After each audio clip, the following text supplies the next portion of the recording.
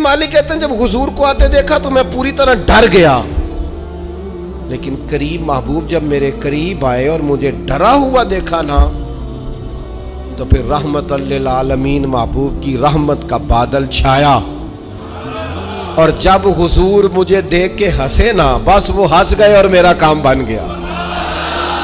بس کریم تھوڑی دیر ہوئی، ایک آیا کالیاں زلفاں والا، ایویں دو کڑیاں میرے من وچ رکیا تے کر گیا نور اجالا۔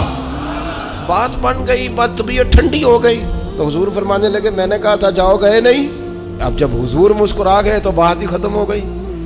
یا رسول اللہ صلی اللہ علیہ وسلم جانے لگا ہوں، تو حضور نے پھر شروع سے بات شروع کر دی، حضور جانے لگا ہوں، فرمایا جا دوڑ کے آ، پھر جو کہا تھا وہ کر کے آ۔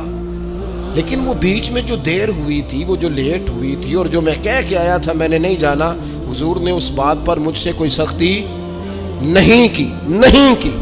میرے عزیز، اپنوں نے تو غلطی کرنی ہے، معاف کس کو کرنا ہے؟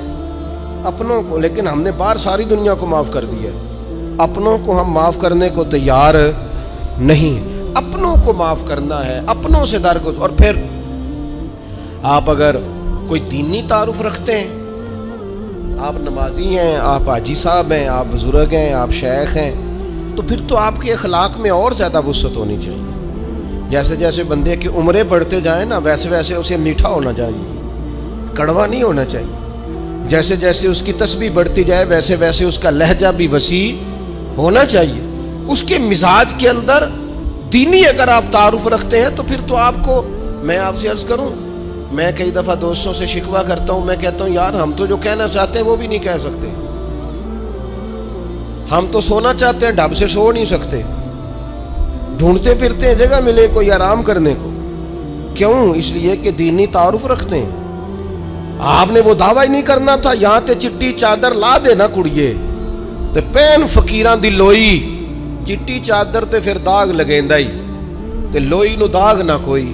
جب آپ کا دعویٰ ہے کہ ہم نے کام کرنا ہے اور بڑی اوپر والی سطح پہ کرنا ہے، تو پھر آپ آرام ڈھونڈتے پھریں، پھر آپ قرار ڈھونڈتے پھریں، تو یہ تو دو باتیں ہو گئی۔ ایک بات کرنی پڑے گی، دینی تعارف رکھنے والے آدمی نے اگر اس نے دین سکھانا ہے اپنے بچوں کو، اپنے گھر والوں کو، تو حسن اخلاق سے سکھائے گا۔